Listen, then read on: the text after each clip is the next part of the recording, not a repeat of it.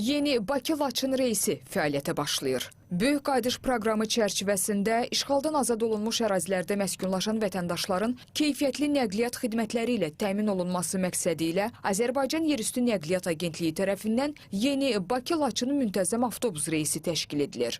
Fevralın 25-dən fəaliyyətə başlayacaq Bakı-Laçın reysi üzrə avtobuslar Laçın-Həkəri-Zəngilan yolu ilə hərəkət edəcək. Avtobuslar Bakı Beynəlxalq Avtovağzal kompleksindən Laçına hər gün saat 08:00-da, əks istiqamətdə isə 16:00-da yola düşəcək. Bakı-Laçın reysi üzrə gediş haqqı 16 manat 10 qəpik müəyyən edilib.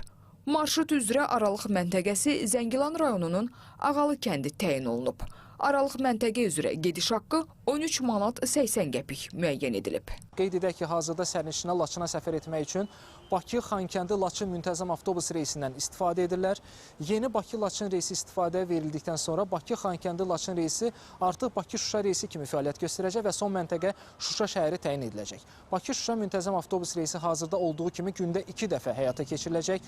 Belə ki, reys üzrə avtobuslar Bakı Beynəlxalq Avtovağzal kompleksindən Şuşaya saat 7-də və 11-də, əks istiqamətdə isə 17-də və növbəti gün saat 9-da yola düşəcək. Məlumat üçün bildirək ki, reyslər üzrə avtobusların Şuşa şəhərindən və digər aralıq məntəqələrdən çıxış vaxtlarında dəyişiklik edilməyib. Biletləri yalnız onlayn qaydada Biletim.az portalı üzərindən əldə etmək mümkündür. Xatırladaq ki, Azərbaycan vətəndaşları Biletim.az portalı və ya mobil tətbiq üzərindən bilet əldə edərkən işğaldan azad edilmiş ərazilərə buraxılış üçün icazələr avtomatik qaydada təqdim olunur.